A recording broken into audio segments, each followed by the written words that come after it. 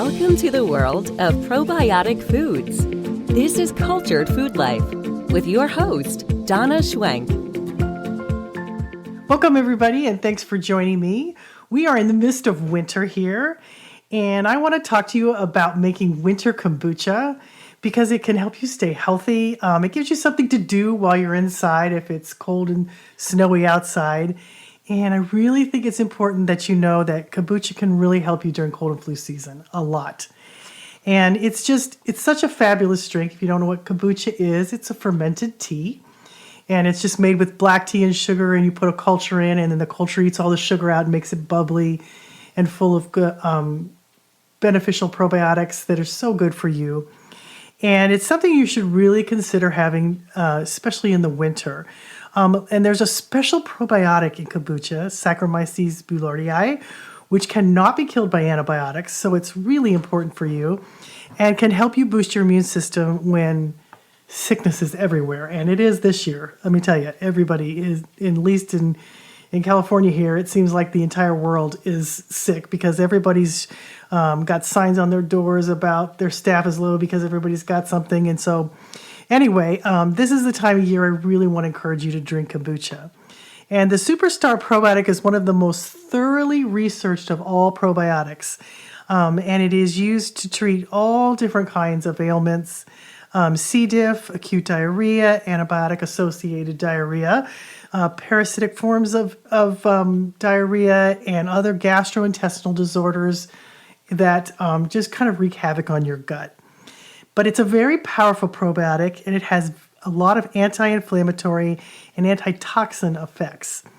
It neutralizes the toxins when you have this special probiotic, and it neutralizes them that produce harmful pathogens, and it sends out a signal to the body to reduce inflammation. That's what this probiotic does. And this can lead to, when you have too much inflammation in your body, it can lead to a bunch of negative health outcomes. So you want something that's going to help with that. And this probiotic does that. Interestingly enough, though, S. boulardii can also act as a decoy to harmful pathogens. It literally attracts and binds with these pathogens, keeping them from attaching to the intestinal walls and doing damage. So it's very smart. It basically what it does is it acts like a pathogen, attracts the other pathogens to it, and then steals their food so that they die and they can't survive, and then they exit the body in about 3 to 5 days. So one of the things I love that kombucha does is for sore throats and cough. If anybody in the house has a sore throat or cough, kombucha is a wonderful way to soothe them. And it's also loaded with those special probiotics I was talking about, but it also seems to clear the junk off the back of the throat and help clear the sinuses too.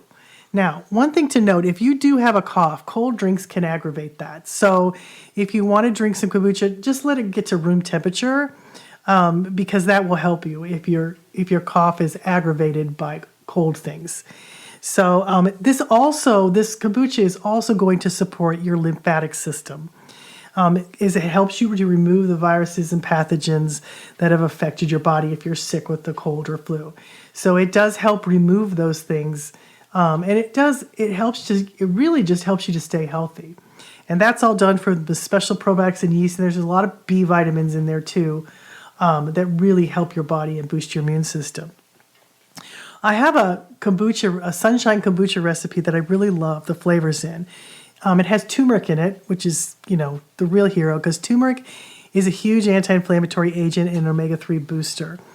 In addition, there are a lot of studies that it has a possible aid for the prevention of Alzheimer's disease, but you can also find turmeric everywhere nowadays. And you can buy whole turmeric root in your grocery store. You'll find it. It kind of looks like a ginger root, but it's got a very, very orange flesh on the inside. The outside kind of looks like ginger, but you may not have noticed it anymore. But it's there, especially at health food stores and places like that. You can always ask your grocer. Now, kombucha has a lot of vitamin A. It doesn't necessarily have vitamin A. If you make certain kombuchas, it puts that in the kombucha. So, which I like to do with carrots. And that's one of my favorite kombucha drinks to increase the vitamin A. And whenever you're sick, you need lots of vitamin A because it helps your body to fight off those pathogens. And when you have foods like, that have the beta carotene in them, which is carrots, pumpkins, persimmons, your body converts that beta carotene to vitamin A. And this signals your body to create more white blood cells, which help you fight any kind of infection. And as an added bonus, vitamin A also helps to maintain healthy mucous membranes. And those can get really overworked when you get a cold or a flu. And it does this by working to trap and fight off germs. Your mucus is trying to trap those germs. That's why it gets thick and is very unpleasant. But it's trying to trap the germs in there. And so when you have a lot of vitamin A, it helps that. It helps to keep your mucous membranes working the way they should. And carrot kombucha is so loaded with antioxidants. I have a great recipe I'm going to give you. And it's got tons and tons of vitamin A. It is super bubbly. It is super delicious. And it's a lot of fun to make. And I absolutely love it. It's one of my favorites. And I'm going to link these two recipes, the sunshine kombucha and the carrot kombucha, in the description below. I think that will really be something fun for you to have, especially during the winter months.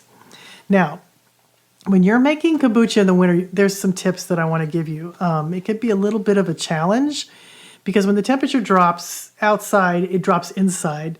And kombucha likes to brew about 73 to 80 degrees, I'm going to say 73 to 78 is what it really likes. And these are some of my helpful tips that I have for making kombucha in the winter. And it can help you be a lifesaver because if your kombucha doesn't get warm, what's going to happen is your SCOBY's not going to form, because that's the first sign that your kombucha is too cold, is you'll get a really, really thin SCOBY on top. And the SCOBY, what it does, it's a white combination of bacteria and yeast that forms on the top of the jar that you've got the kombucha in. And it'll be the size of the jar that you're making it in, no matter how it is. It's so funny because one time I had a lady tell me that she made it in a punch bowl and she got a SCOBY it was humongous. It was the size of the rim of her punch bowl. So whatever size your jar is, it's gonna make a seal at the top with a SCOBY, and that's gonna keep the carbonation in. That's why it does that. So if it's getting really thin, that means that your kombucha is cold and you need like a Brew Belt, but I'm gonna get into that. So the number one tip, move the kombucha to a warmer room if you don't have to keep kombucha in your kitchen. If you have a warm room, I have a room with a heater in it that I keep my kombucha in, so I keep the whole room warm. It's a small little room, but I make a lot of kombucha. So you can also keep your smaller brews on top of your fridge because heat rises up there and it tends to be warmer up there. But make sure there's a lot of air circulation because you really want that when you're making kombucha. Number 3, double or triple your starter tea that you add to your brew. This gives the kombucha more probiotic power, which helps the brew finish faster. So whenever your brew is taking a long time to make, always, if you have some, double up on your starter tea. And it's okay if your starter tea is super vinegary, it'll still work. Just double up on it, and it'll make your brew warm. It'll make it brew faster. Okay, number 4, make sure you use strong starter tea. The more tart and sour your tea, the faster it will ferment your next brew. So if you have a weak brew on your last batch, your next brew is going to be weak. So the stronger your tea, when I say stronger, that means the stronger taste, that almost vinegary taste. It doesn't have to be that way. You don't want it overly vinegary, but it's okay if it is. But you want it strong enough that it's going to brew that next batch really well. And a lot of people have these little SCOBY hotels where they put all their extra SCOBYs in there and they have some liquid in there. And that tea from your SCOBY starters, if you have one, it can be really strong. So that's a good one to do. Number 5, you need a heating strip if your house is cold. A strip, it works to put around the jar or a crock. And I just recommend this all the time, especially in the winter, because it just keeps it consistent. And it works on glass jars or ceramic, half gallons, gallons. It really works best on gallons. I wouldn't do a half gallon because then it would get too hot. So it needs to be at least a gallon jug. But it also works on 2.5 gallon crocks. I sell them, but you can also get them online, Amazon. And here's the deal. If you use a Brew Belt, then every week you're going to know when your kombucha is done. If you don't, it's going to fluctuate. And it's going to take longer or shorter depending on the coldness of your house. to make a batch of kombucha. So you want that. Okay, here's another one. Put your kombucha in a spare room with a space heater, which that's what I do. If it's a spare bedroom or office that you're not using, a little space heater. My daughter and I both do that, but that's because we make gallons and gallons of kombucha. You can also keep your kombucha batch and your second ferments in there too with a little space heater. My daughter did that for years and loved it. She just would fill the room with all kinds of different kombucha, and it got she did so much that people started buying it for her because they loved her kombucha. The room needs to, just make sure the space heater doesn't get too hot. About 80 degrees is about perfect. You don't want it to get up to 90 or above because then it can actually harm the kombucha and it won't ferment properly. It could actually kill the SCOBY, which I've seen some people do. So that's why if you get a Brew Belt, make sure it's on at least a gallon jar. If it's on a smaller jar, it can get too hot, and you don't want that. And if it's a bigger jar, like a 2-gallon jar, it still works on there. And basically what it is it's a belt, and you put a rubber band around the belt, and you put the belt around the jar, and you put a rubber band to hold it on there. And it has a little thermometer with it that tells you what the temperature is. So, and we sell those in our store. You can go to culturedfoodlife.com if you want to look at those. And they also sell them online too. So there's lots of places to get them. And once you have one, you have it. And then that's one of the reasons I use it is because for years, I never knew when my kombucha would be done. But if I used a belt or if I had a room that had a little heater in it, I always knew every week it was going to be done at a certain time. So that's why I do it. Unless I used a lot of starter tea, and then it would get done even faster, which was kind of cool. So I really highly recommend using one. Otherwise, if you're getting a thin SCOBY, that's why. And so it's just, you're not going to get the carbonation in your brew, and it's just going to kind of be frustrating for you. So kombucha is very easy to make. You're just basically taking tea and sugar, and you're heating it to dissolve the sugar.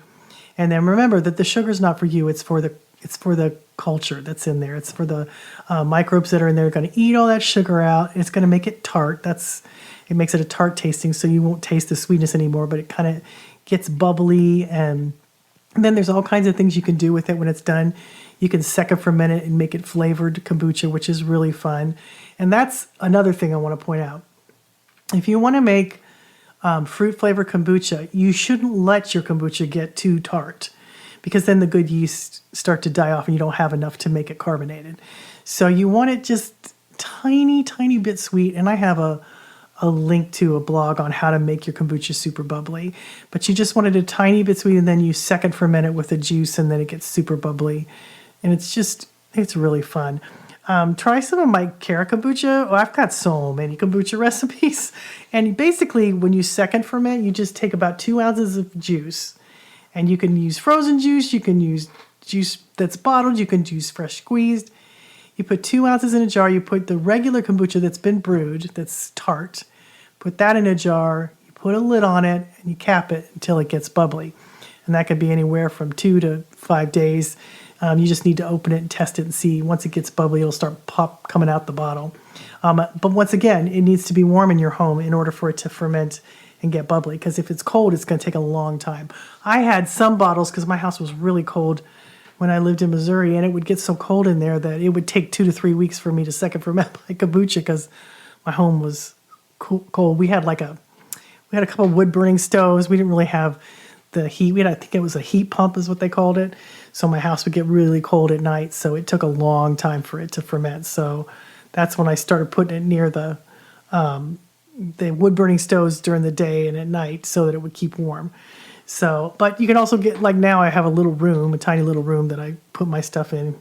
Most people don't have that, so a Brew Belt is great. They even have seedling mats. Those work too, just as long as you make sure they don't get too hot.